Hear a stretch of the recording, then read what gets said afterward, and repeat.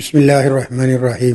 കുടുംബജീവിതം മനോഹരമാക്കുന്നതിന് വളരെ പ്രധാനപ്പെട്ട ഒരു ഘടകമാണ് സാമ്പത്തിക അച്ചടക്കം. സമ്പത്ത് ചെലവാക്കുന്നിടത്ത് സൂക്ഷ്മത പുലർത്തിയാൽ തന്നെ ഈ രംഗത്ത് നല്ല നിലയിൽ ഒരു അച്ചടക്കം പുലർത്താൻ സാധിക്കും. മനുഷ്യന്റെ ആവശ്യങ്ങൾ അത്യാവശ്യം, അനാവശ്യം, ആവശ്യം എന്നിങ്ങനെയൊക്കെ വേർതിരിച്ച് കണക്കിലെടുത്തുകൊണ്ട് അതിനനുസൃതമായ ഒരു ചെലവഴിക്കൽ സ്വീകരിക്കേണ്ടതാണ്.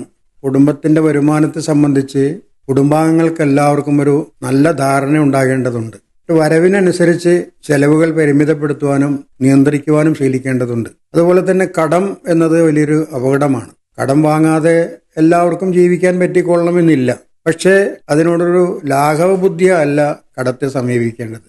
പ്രവാചകൻ പറഞ്ഞു, കടം അപകടമാണ്.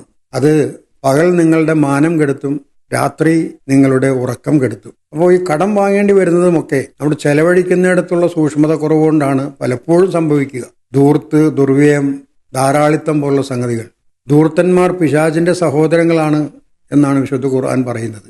അപ്പോൾ ഈ വിഷയത്തിലൊക്കെ വരവിൻ്റെയും ചെലവിൻ്റെയും കടം വാങ്ങലിൻ്റെയും ഒക്കെ കാര്യത്തിൽ കുടുംബാംഗങ്ങളെല്ലാവരും ജാഗ്രത പുലർത്തുകയും സൂക്ഷ്മത കൈക്കൊള്ളുകയും ചെയ്താൽ വളരെ വലിയ ഒരു പരിധിയോളം നമുക്ക് സാമ്പത്തിക അച്ചടക്കം പുലർത്തുവാൻ സാധിക്കും.